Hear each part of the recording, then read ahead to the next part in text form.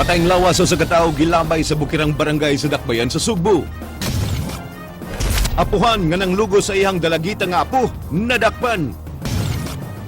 Pulis nakapatay sa iyang pag-umangkon, ipalhog sa bilangguan. Duterte midalikyat sa Sugbo alang sa birthday sa iyang kanhi asawa.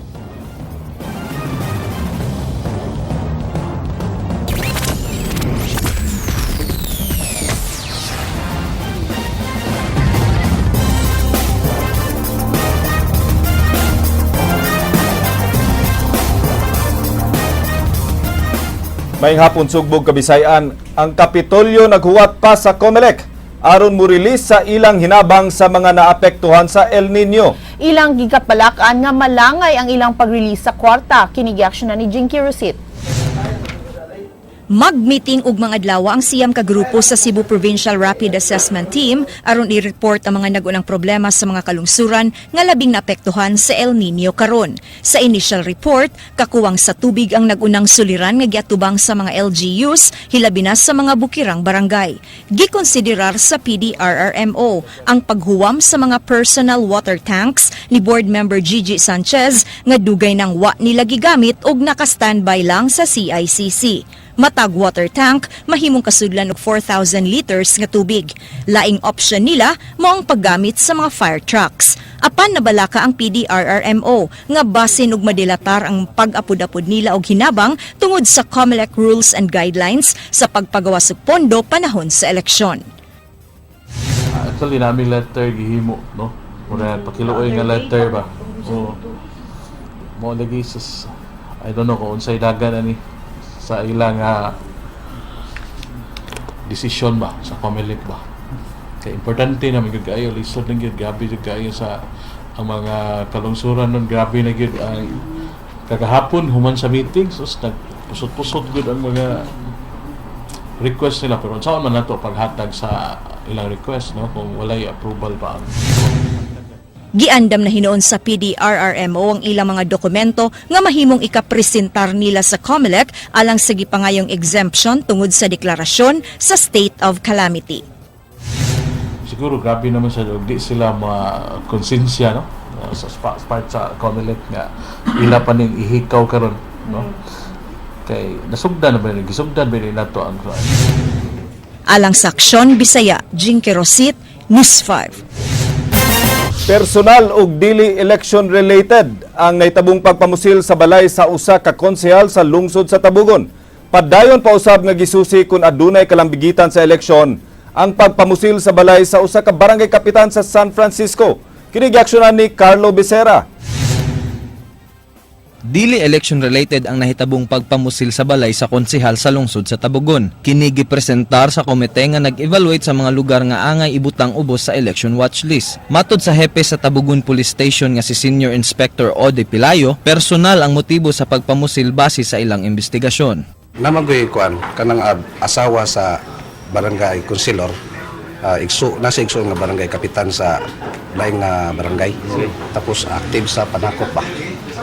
Tapos nakakuan siya katungtungod sa yung active nga panakop ang motor napping kanang hapin nga suspect mo po yung hulhuga niya. Samtang dili pa usab matino kung election-related ang nahitabong pagpamusil sa balay sa barangay kapitan sa Himensulan, lungsod sa San Francisco ni adtong Sabado sa kadlawon. Matod ni Senior Superintendent Ray Lindon Lawas, di pa sila makahatag og tukmang desisyon kung angay bang ibutang sa watchlist ang maong lungsod. Sunod semana pa makapresentar og ebidensya ang hepe sa San Francisco PNP kung election-related ba ang maong panghitabo.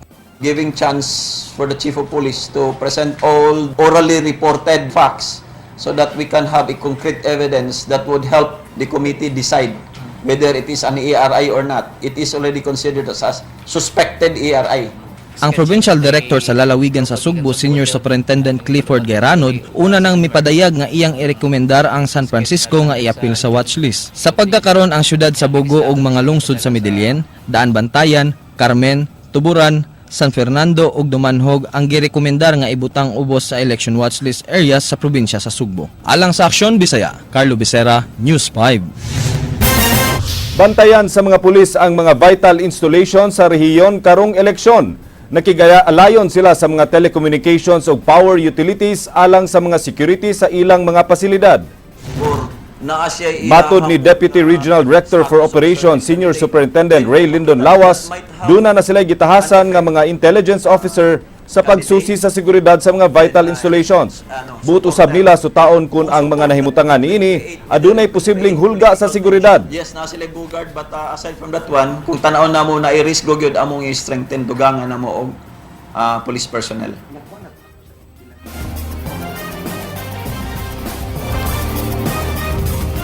Gipakita sa mga nagpaluyo sa kampanya ni Duterte ang malungo nga bahin sa kasing-kasing ni Mayor Rodrigo Duterte kinsa naila sa iyang kaisog. Si Duterte midalikyat dinhi sa Sugbo gikan sa iyang kampanya sa kaulungan aron lang moapil sa birthday sa iyang kanhi asawa nga nangampanya usab dinhi sa Sugbo. Kini ang unang public appearance sa duha. Ang kilig nga eksena nasaksihan ni Jinky Rosit.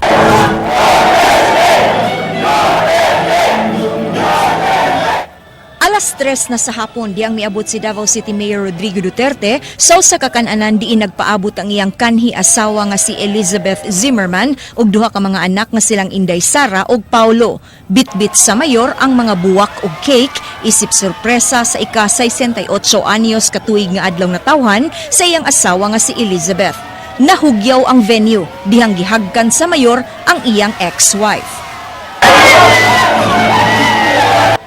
Simple lang ang nahimong birthday wish ni Zimmerman ug kini mao ang kadaugan ni Duterte karong eleksyon ug ang kabag-uhan sa tibuok nasod.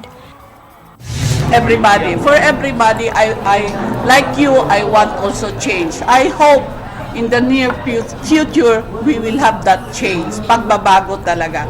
Not only the leader but also us Filipinos should change. Ang pag-abot dinhi sa pamilya sa mayor kabahin sa nagpadayon nila nga biyaheng Duterte sa tibuok nasod. Tinguha nila nga pasalamatan ang tanang supporters, lamdagan ang hunahuna sa mga undecided ug ang pagdani sa mga tigpaluyo sa ubang partido nga suportaran si Duterte karong eleksyon.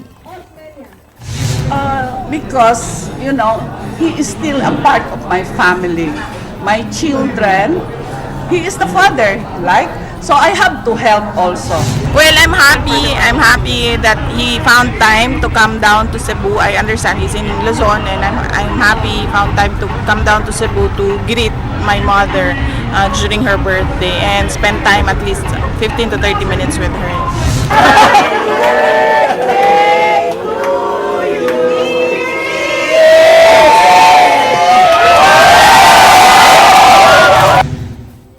Alang sa Aksyon, Bisaya, Jinky Rosit, News 5. Duterte nagpasalamat sa pagkahiusa sa pamilyang Garcia sa pagpaluyo sa iyang kandidatura. Kinigiaksyonan ni Jinky Rosit. I accept the help extended and I am delighted. Kini ang tubag ni Davao City Mayor Rodrigo Duterte dihang gikuhaan sa iyang reaksyon kabahin sa pag-file ni 3rd District Congresswoman Gwen Garcia og leave of absence sa una aron suportaran ang iyang kandidatura karong eleksyon. Matud sa mayor, posibleng makigtapok siya uban sa pamilyang Garcia ug ang tibuok One Cebu sa iyang pagbalik dinhi sa Sugbo alang sa iyang proclamation rally. Wa na mo komentaryo si Duterte sa pahayag sa One Cebu nga kaya nilang hatagan og kapin sa 1 ka milyon ka botos ang mayor dinhi sa Sugbo. That would be a very tall order actually. We'd never know until we're there. I'd rather keep an open mind about the figures. There's always the imponderable. Matud sa mayor, magpadayon ang ilang paningkamot aron makakuha og dakong botos gikan sa Sugbo nga nailang adunay labing daghan nga butante gawas sa Metro Manila. I'd rather just take it in stride and continue to campaign and continue to hope that I make it. Alang sa Aksyon, Bisaya, Jinky Rosit, News 5.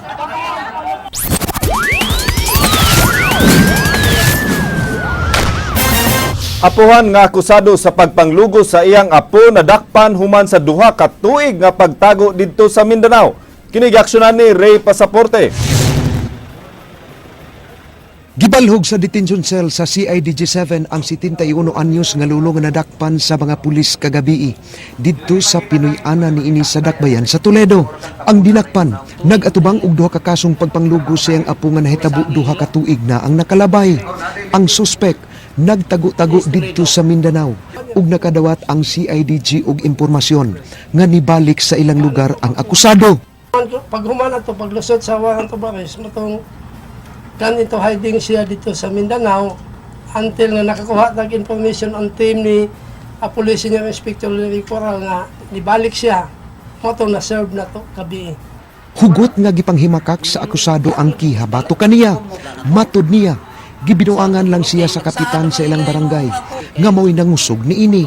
Nibiya siya sa puder sa kapitan, gumikan kay dili paigo ang iyang madawat nga sweldo alang sa pagbuhi sa iyang pamilya. Nagduda lang sila ba nga tungod nga nako nga wan ako dito kamo ako may pabantay si Andarukan usa ko nakikarya akong gidaro-daro ng Andarukan.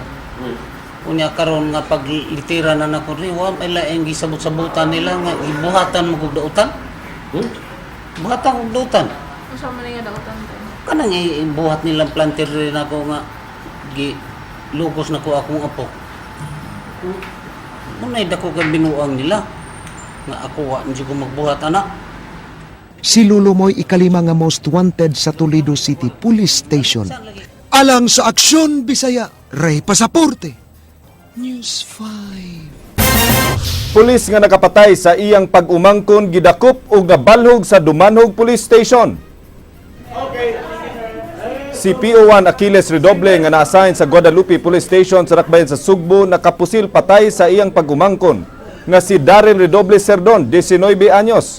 Adunay karang panagbangi ang pulis ug iyang pag-umangkon nga miresulta sa pagpamusil kagabi. Gawas sa kasong kriminal at tubangon ni Redoble ang laing kaso nga kalapasan sa Comelec gun ban. Okay, we will try to know if he is on duty or not during his presence in the area. Kay accordingly, he is assigned in Guadalupe. And there is a Cebu City. And what could be the reason why he was there? So these are some of the details that shall be looked into by the investigator. The criminal case is there. Administrative, we will determine na. But naagi na siya kalakip nga kaso nga administratiba. Natapos na sa Comelec ang training sa mga Board of Election Inspectors sa lalawigan sa Sugbo. Matod sa Comelec, hapit na mahingpit ang ilang pagpangandam sa election sunod buwan. Kinigi-aksyon na ni Jinky Rosette. Kapit na ba yan? Gipaybaw sa Commission on Election Provincial Office nga 75% na sila nga andam alang sa nagsingabot nga pinili ay sunod buwan. Natapos na ang training sa kapin 11,000 ka mga Board of Election Inspectors sa tibuok lalawigan. Nangabot gasab ang pipila ka voters list nga andam ng iapod-apod sa mga election officers aron ma-post kini sa ilang buhatan. Bisan ang security plan nila, tali sa AFP o PNP, planchado na sab.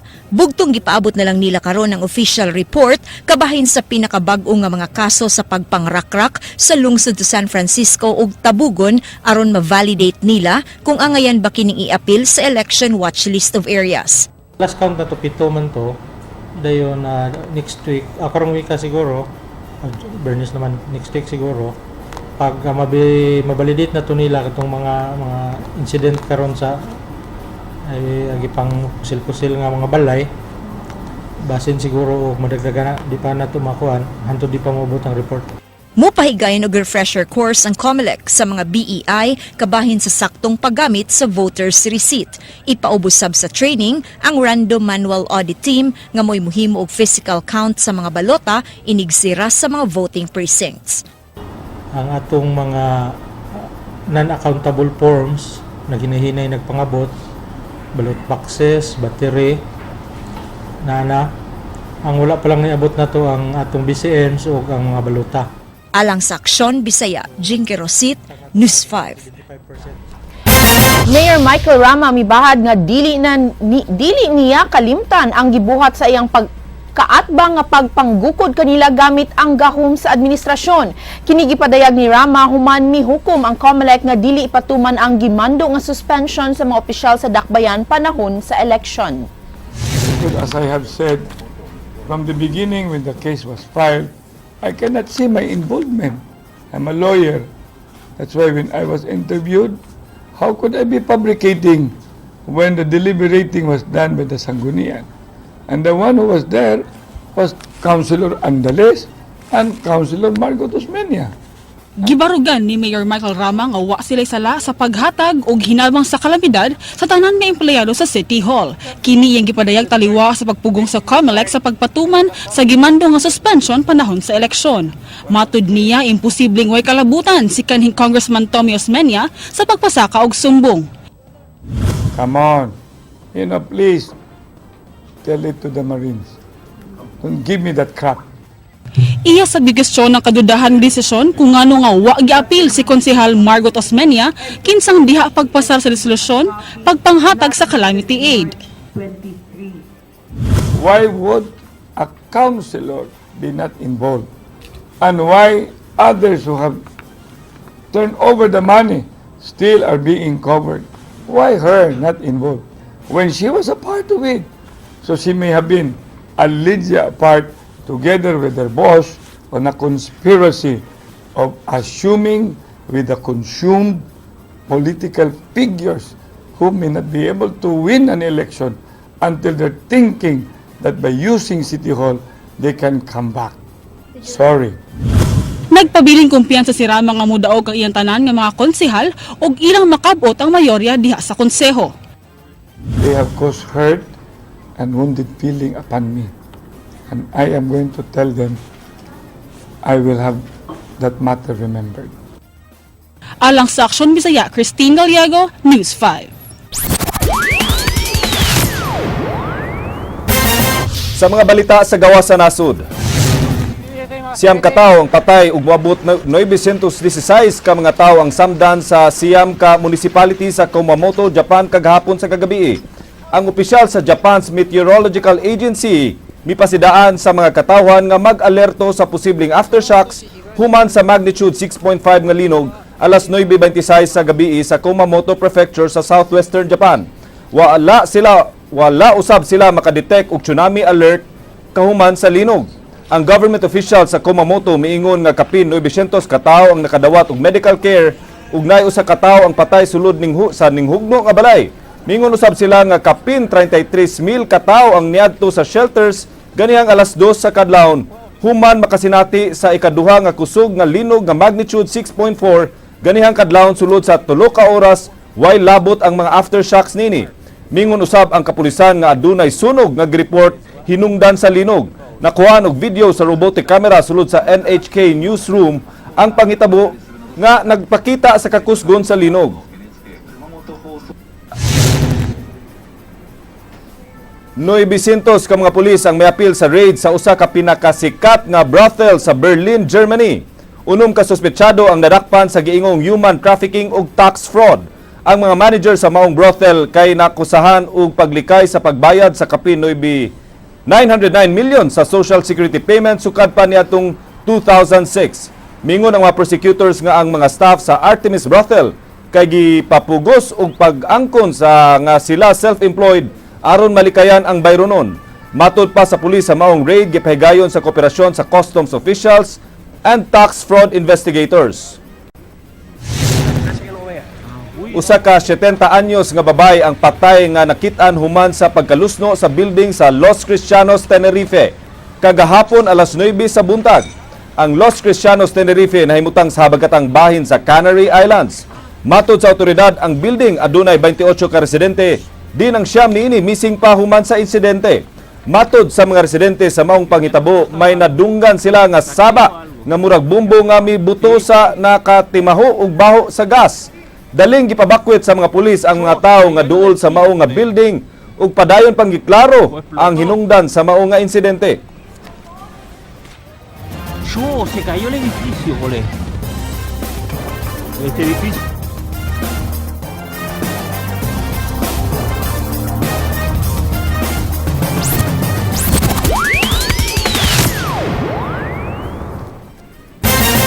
Lamparilla nga gibiyaan maoy gituhuan nga hinungdan sa pagkasunog sa usa ka balay sa Lahog.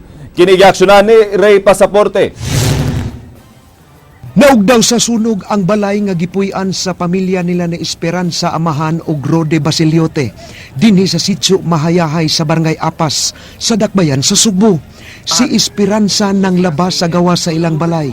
Samtang diha sab sa gawas ang iyang kapuyo nga si Rudy uban sa 5 nila ka anak. Kalit lang ni silaob ang ilang balay hangtod ni dako ang kayo. Gituuhan ni Esperanza nga ang lamparilla nga gibitay sa haligi duol sa atop ug nakalimtan pagpaong ang hinungdan sa sunog.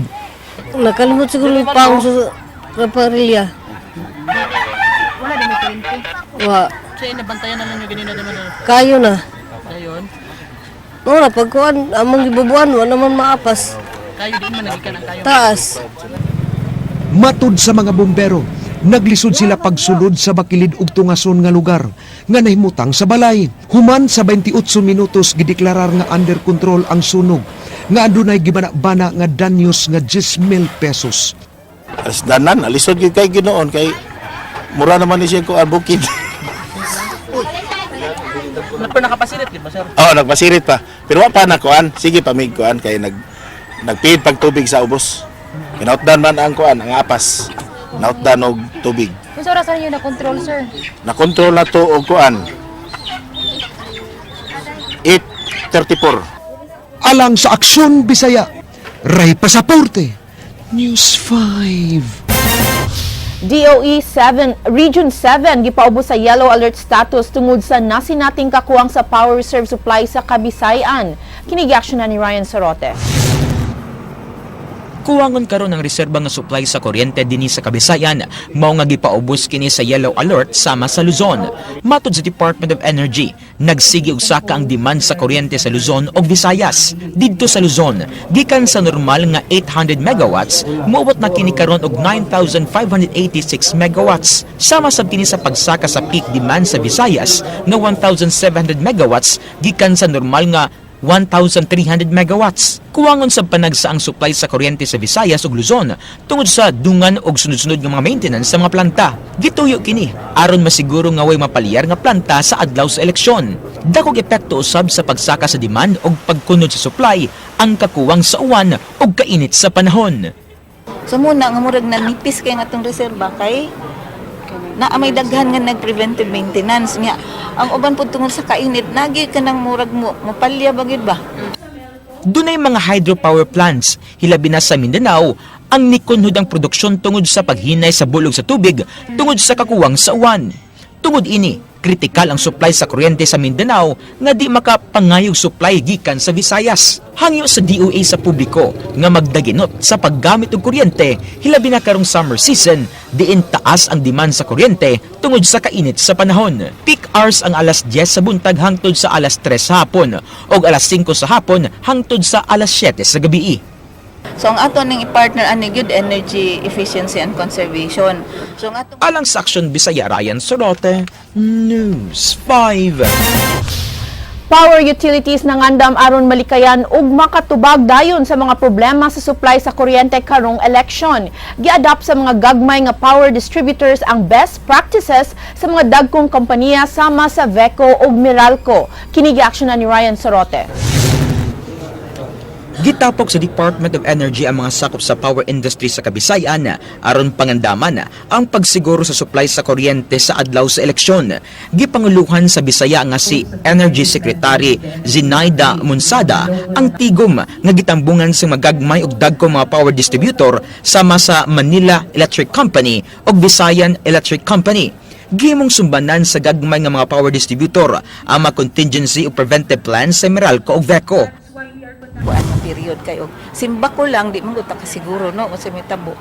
Ug naa man gyud lugar nga mag-brown out, basta kining mga election areas na ay kuryente. Gibisita sa mga dagkong mga power distributor ang mga tungaan aron masiguro nga dunay tarong nga kasaksakan nga linya sa kuryente ang mga classrooms. Gisiguro sa mga power utilities nga di mag-overload sa mga kahimanan ang voting centers nga posible makaapekto sa vote counting machines. Nasayran sa DOE nga dunay mga Board of Election Inspectors nga magdala og mga dugang appliances sama sa electric fan ug mga heater sa mga polling centers. Kinahanglan usab nga dunay mga standby nga mga mobile team aron pagtubag sa mga emerhensiya. Sama sa 18 ka mga mobile crew nga i-preposition sa mga nagkalinlaing mga feathers sa Dibok franchise sa area sa Veco. 50 ka mga lugar sa ilang gialagaran ang ilang gitutukan sa posible nga problema sa supply sa kuryente. Kinahanglan gyud na mo na siya bantayan kay ugnay mo trip dira palong sad sila tanan kana na area. Hangyo sa DOE nga tabangan sila nga iampo nga way dakong problema sa kuryente ang motumaw panahon sa piniliay. Importante na kay preparations niya na po kay contingency plan na kay activate example. Alang sa Aksyon Bisaya, Ryan Sorote, News 5. Patayng lawas sa usa ka tawo na palgan sa pangpang didto sa barangay Tabunan, Dakbayan sa Subo. Kini eksklusibong gi-report ni Jinky Rosit. Dinhi sa Pangpang sa Sitio Enad, Bukirang Barangay sa Tabunan ning syudad, napalgang gilabay ang patayng lawas sa usa ka lalaki pasado alas 3 ang takna kagahapon sa hapon. Anaana sa advanced state of decomposition ang patayng lawas nga hangtod ron ang wa pa mailhi sa kapulisan. Posibleng gilabay didto ang biktima tungod kay awaaw ang tibuok area. Matud ining residente, usa ka van ang nakita niya nga naka-standby sa lugar Martes sa gabi. Dila na nag-standby. Nya, Unsay nag-standby? sakyanan. Nya, kanang close ban.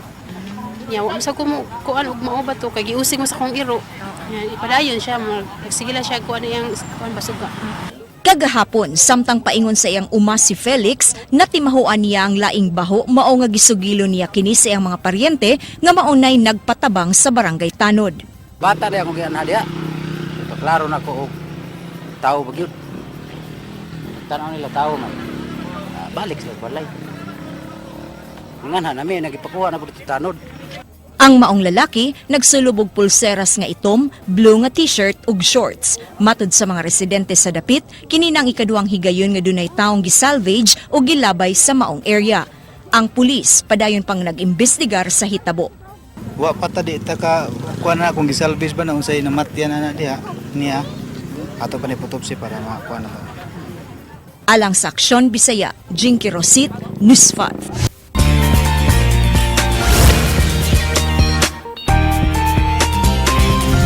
Hola mga kapatid, happy vibes lang dinhi sa TV5.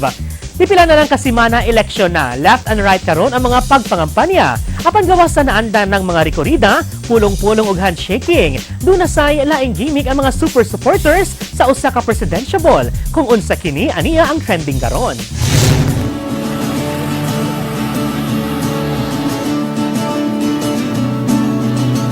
Laing pamaagi sa pagpangampanya ang gihimo sa usa ka grupo sa mga artist. Pinaagi sa kolaborasyon sa mga estudyante sa Fine Arts, major in Graphics ug Media, students sa CITU, ipadayag nila ang ilang suporta karong umaabot na eleksyon kang Davao City Mayor Rodrigo Duterte sa paghimog mural painting sa hulagway sa kandidato sa Osmeña Boulevard. Sugod pa lang sa usa ka 3-minute Facebook video nga gi-upload sa usa sa mga artist nga si Lauven Laron, makita na nimo nga seryoso ang mga estudyante sa pagpinta sa hulagway ni Duterte.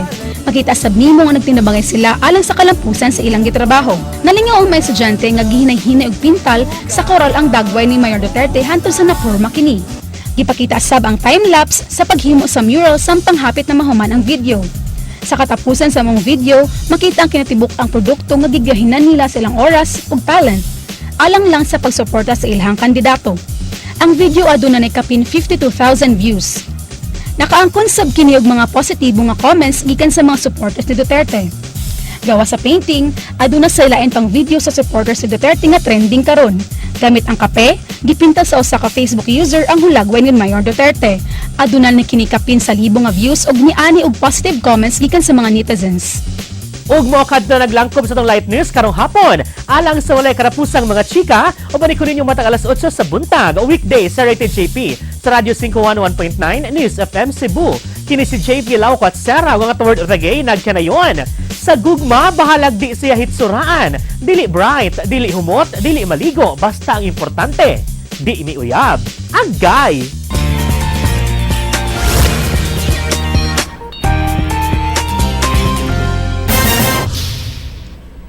Maukad to ang mga balita sa Aksyon Bisaya. Ako si Glenn Soco. Have a good weekend everyone. Mga balita ng pundasyon sa ligdong nga opinyon at konkretong solusyon. Ako si Georgia Herrera. Bisan asa, bisan kanusa. Kapatid, Kay di lang ko to sa balita.